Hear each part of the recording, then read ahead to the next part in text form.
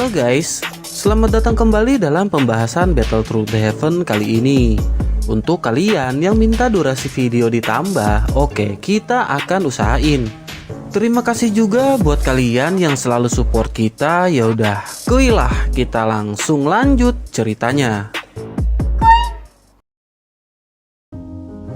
Melanjutkan video kemarin di mana Xiaoyan akan membagikan kartu, lalu tiba-tiba 5 orang muncul. Tatapan Xiaoyan pun menegang ketika melihat mereka yang memiliki doki menyeramkan seperti binatang sihir berbentuk manusia. Dari perkiraan Xiaoyan, mereka adalah salah satu dari 2 kelompok terkuat, yakni Black Evil Stopper dengan pakaian yang serba hitam. Di sisi lain, Leng Bai berkata pada ketua kelompok bernama Sati bahwa mereka mengikutinya. Sati menjelaskan bahwa mereka mendapat info dari murid baru lalu bergegas pergi. Xiaoyan terus memperhatikan mereka dan menduga Sati ini berada di tingkat puncak Dadoushi. Sati mengungkapkan keterkejutannya karena Xiaoyan dapat mengalahkan Su Xiao dan meminta energi api. Xiaoyan jelas menolak dan mempertahankan kartu yang telah menjadi hak rekan murid lainnya. Mendengar hal itu, Sati pun geram dan saat hendak terjadi pertarungan, Baisan menanyakan apakah Sati masih mengingatnya yang merupakan sepupu dari Bai Feng. Sati pun memperhatikan dan baru mengingat, lalu seketika rasa takut terpancar setelah mendengar nama Bai Feng. Sati yang menyadari Baisan berada di kelompok Xiaoyan pun memintanya untuk segera pergi dan tak akan melukainya. Baisan pun mengangguk yang membuat Hujia pun kesal dengan keputusan Baisan yang menjadi pembelot. Baisan lanjut membantah bahwa sejak awal kelompok ini dibuat hanya untuk mencari aman saja. Ia lanjut menambahkan bahwa dalam kelompok ini yang diuntungkan adalah Xiaoyan dan bukan Baisan. Hujia pun semakin kesal, namun Xiaoyan segera berkata bahwa jika ingin pergi silahkan pergi. Xiaoyan lanjut berkata bahwa kelompok ini tak akan kalah hanya karena kehilangan seorang Baisan. Mendengar hal itu, Baisan pun kesal dan memutuskan untuk segera pergi. Para siswa baru pun melihat dengan jijik ke arah Baisan yang melangkah pergi. Kembali ke Sati yang tanpa senjata dan Xiaoyan yang saling berhadapan untuk saling menyerang. Xiaoyan pun bersiap dengan Green Lotus Core Flame-nya melihat Sati yang memiliki armor doki yang sangat kuat. Mereka pun memulai pertarungan yang sangat sengit dengan pukulan Sati yang tak begitu cepat namun mematikan. Xiaoyan masih terus mengandalkan kecepatannya sambil mencari celah kelemahan dari Sati. Setelah lama bertarung, terlihat Sati sedikit lebih unggul dari Xiaoyan yang kelelahan. Tiba-tiba Xiaoyan mengeluarkan lonjakan api besar dan secepat kilat menghampiri Sati. Refleks yang baik dari Sati mampu menahan serangan Xiaoyan yang langsung kembali mundur. Tak lama muncul api dan membesar membakar armor doki Sati yang ternyata ditempelkan Xiaoyan saat menyerang tadi. Sati pun kewalahan dan merasa panas yang sangat luar biasa dalam keheranan. Sati pun tak bisa berbuat banyak saat api hendak menyentuh kulitnya. Namun beruntung, tiba-tiba api tersebut menghilang. Di sisi lain, rekan Xiaoyan yang bekerja sama berhasil mengalahkan senior walau dengan banyak luka. Kembali ke Sati yang kelelahan setelah menerima serangan api surgawi dari Xiaoyan. Tak lama 3 serangan tiba-tiba mengarah ke Sati yang kemudian mengaku kalah. Sati merasa bahwa dirinya sudah takkan mungkin sanggup untuk melawan setelah terkena api surgawi. Hal itu spontan membuat siswa baru pun merasa senang, begitu pula dengan Xiaoyan dan yang lainnya. Setelah kemenangan tersebut, tibalah waktunya untuk membagikan energi api pada para siswa. Banyak siswa yang kartu kristal energi apinya hanya bertuliskan angka 2.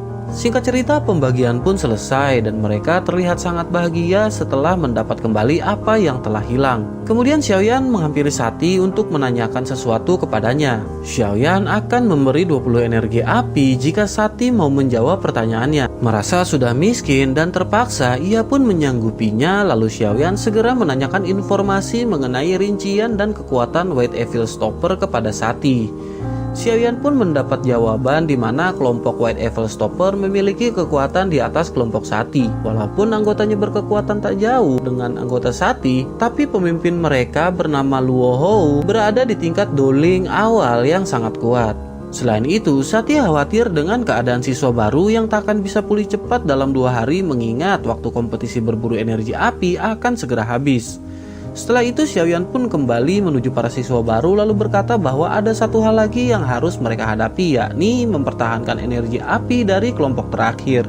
Xiaoyan berkata bahwa kelompok mereka lebih kuat daripada kelompok sebelumnya dan mereka harus benar-benar bersiap. Siswa baru pun bersemangat dengan tekad kuat untuk berusaha mengalahkan kelompok yang terakhir. Xiaoyan lanjut menginstruksikan untuk beristirahat lalu mendistribusikan pil pemulihan kepada semuanya. Singkat cerita, keesokan harinya mereka pun telah pulih dan bersiap untuk maju menuju gerbang akademi.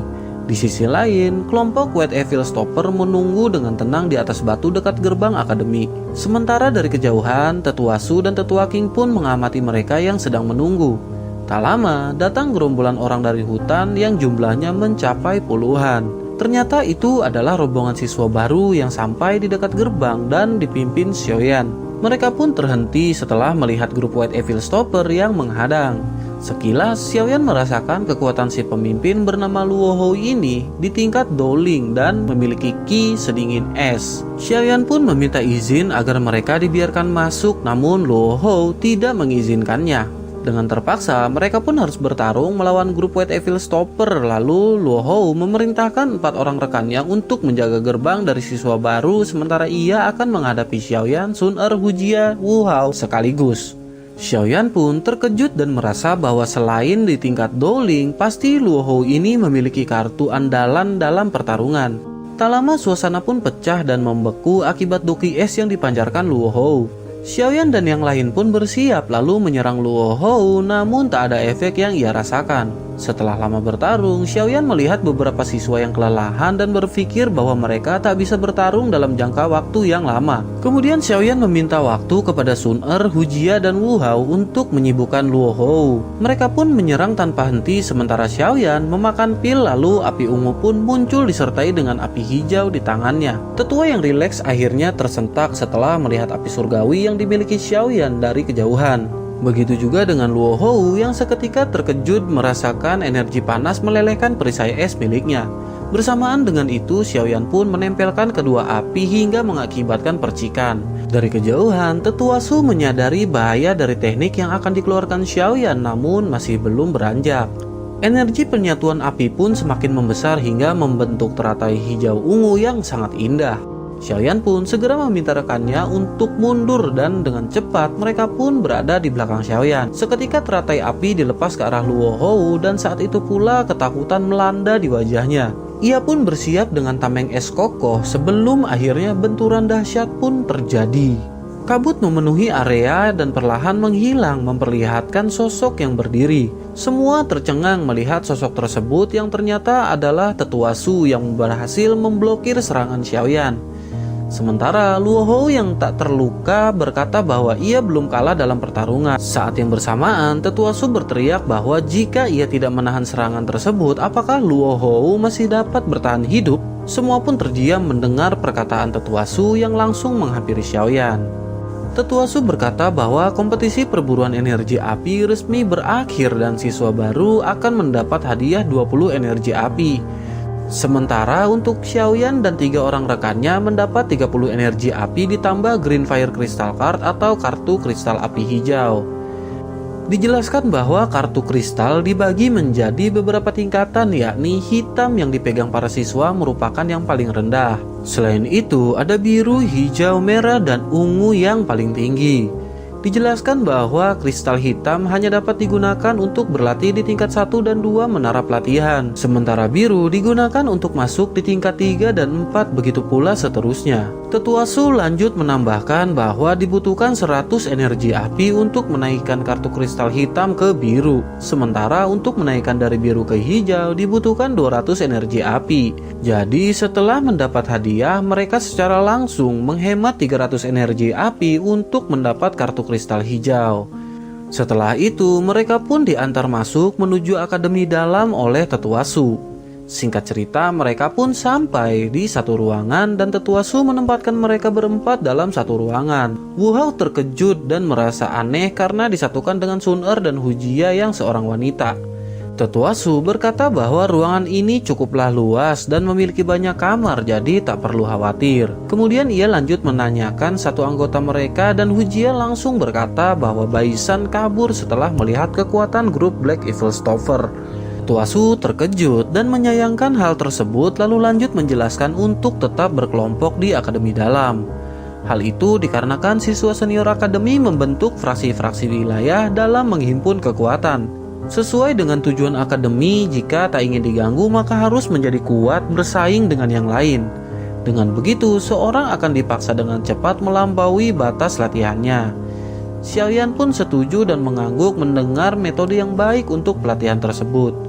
Tetua Su lanjut menambahkan bahwa di akademi dalam juga memiliki gedung teknik Do, ruang metode Qi, dan tempat lain untuk meningkatkan kemampuan. Selain itu, ada juga arena bertarung yang jika dapat menang, maka mereka akan mendapat energi api yang dipertaruhkan. Merasa sudah menyampaikan semuanya, Tetua Su pun meninggalkan mereka untuk beristri jahat.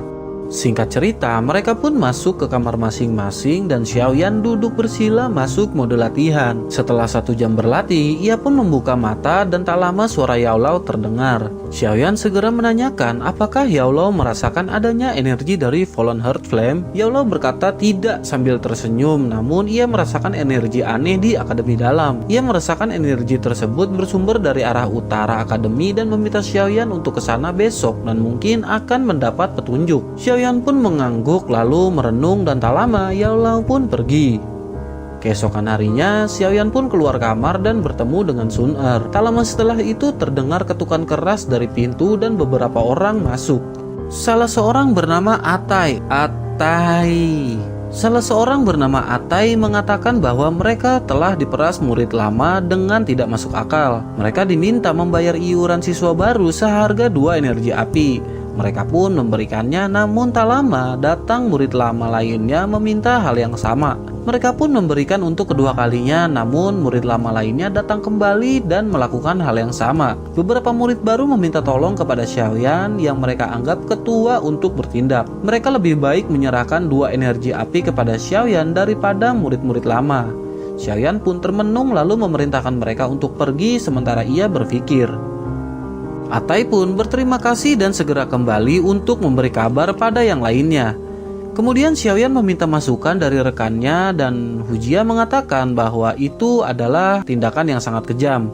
Wu Hao menambahkan bahwa itu terserah Xiaoyan sebagai pemimpin. Namun, jika tidak membantu murid baru, maka reputasi Xiaoyan akan seketika runtuh. Sun Er teringat perkataan Tetua Su mengenai banyaknya fraksi-fraksi yang terbentuk di akademi dalam. Xiaoyan pun bertanya apakah ia harus membentuk fraksi dari murid baru. Hujia menjawab daripada mereka bergabung dengan fraksi lain, mereka akan lebih senang jika bergabung dengan Xiaoyan. Mendengar hal itu, Xiaoyan pun memutuskan untuk pergi ke tempat kejadian perkara.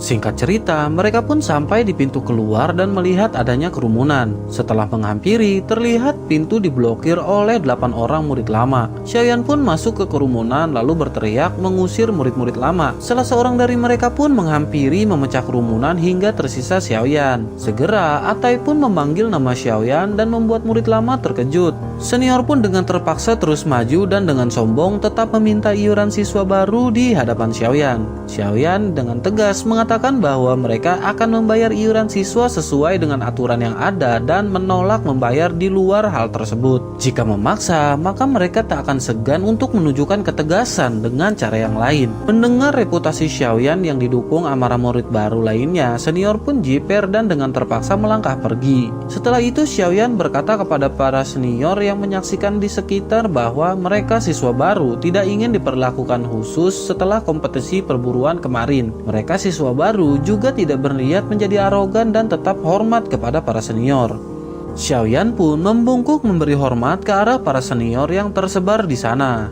Di titik ini, rekan Xiaoyan termasuk para siswa merasa takjub dengan sikap Xiaoyan yang tidak arogan setelah banyak kemenangan yang membuat namanya melambung. Di sisi lain, terlihat para senior pun mulai memberi respect dan merasa segan melihat Xiaoyan yang berkarakter.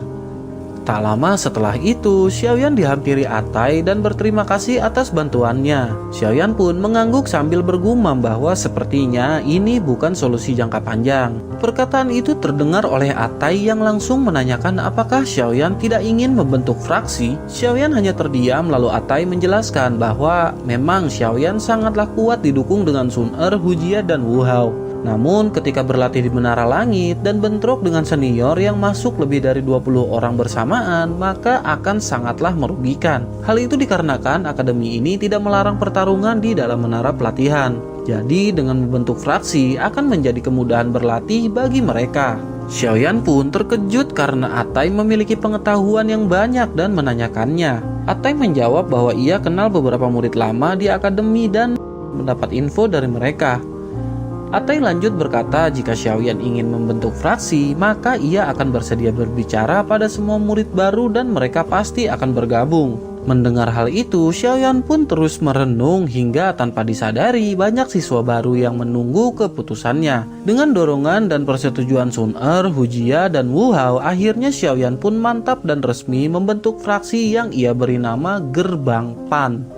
Setelah itu, Xiaoyan pun hendak melanjutkan misinya ke utara sesuai rencana tadi malam, namun tiba-tiba Wu Hao datang. Ia menanyakan apa yang akan dilakukan Xiaoyan di luar dan Xiaoyan menjawab dengan langsung mengajaknya pergi ke utara. Wu Hao tertegun sejenak lalu mengangguk mengiyakan dan mereka pun segera pergi. Singkat cerita, setelah dekat, terlihat banyak murid lama yang menuju arah yang sama dengan mereka. Setelah lama mereka pun sampai dan melihat menara tertanam di tanah yang membuat mereka terkejut. Xiaoyan terfikir bahwa itu adalah menara penyulingan ki pembakaran langit yang sering ia dengar. Tak lama gong berbunyi yang menandakan dibukanya pintu menara dan mereka semua pun masuk, begitu pula dengan Xiaoyan dan Wu Hao. Setelah di dalam, Xiaoyan terkejut melihat dinding dari api panas namun suhu ruangan dingin seperti es. Semakin mendekati pintu masuk, mereka merasakan tekanan dan panas yang sangat kuat. Tak lama semakin dekat, mereka pun menjadi tak bisa bergerak menahan tekanan panas tersebut. Xiaoyan pun kebingungan lalu berusaha menggunakan Green Lotus Core Flame sebagai pelindung dan berhasil. Xiaoyan pun terfikir bahwa seharusnya api tak terlihat tersebut akan bisa masuk ke tubuhnya mengingat adanya Green Lotus Core Flame. Tak lama terdengar suara Yao Lao yang merasakan sesuatu. "Fallen Heart Flame?" tanya Xiaoyan dengan penuh semangat. Yao Lao pun mengiyakan namun seketika ia ragu karena merasakan tekanan yang tidak begitu kuat. Akhirnya Yao Lao mengatakan bahwa itu bukanlah Fallen Heart Flame yang sebenarnya, melainkan hanya percikannya saja. Xiaoyan pun seketika kecewa, namun Yao Lao segera berkata bahwa keberadaan Fallen Heart Flame takkan mungkin jauh dari sana. Ia juga merasakan bahwa Fallen Heart Flame berada tepat di menara tersebut dan Xiaoyan pun terkejut. Yao Lao lanjut menjelaskan bahwa inilah yang menyebabkan para murid memiliki peningkatan cepat setelah berlatih di menara tersebut. Setelah itu, Yao Lao pun memerintahkan Xiaoyan untuk melepas Green Lotus Core Flame-nya, kemudian mengalirkan energi api tak terlihat melalui jalur darahnya. Xiaoyan pun segera melakukannya dan seketika ia menahan sakit yang diakibatkan bibit api tak terlihat tersebut sambil terus fokus. Ia mengalirkan energi melalui pembuluh darah agar dapat dimurnikan. Tak lama tekanan semakin mereda dan Xiaoyan mulai merasakan energi mengisi tubuhnya dari api yang tak terlihat. Ia merasakan dengan sedikit energi dari Fallen Heart Flame namun menghasilkan energi yang begitu besar. Ia juga berpikir jika berhasil menelan Fallen Heart Flame secara utuh, maka tak hanya kekuatannya, melainkan kecepatan peningkatan pun akan bertambah. Ia berkata kepada Yao Lao bahwa Fallen Heart Flame pasti akan lebih berguna dibanding dengan Green Lotus Core Flame. Yao Lao pun hanya tersenyum mendengar tekad kuat dalam diri Xiaoyan dan selesai.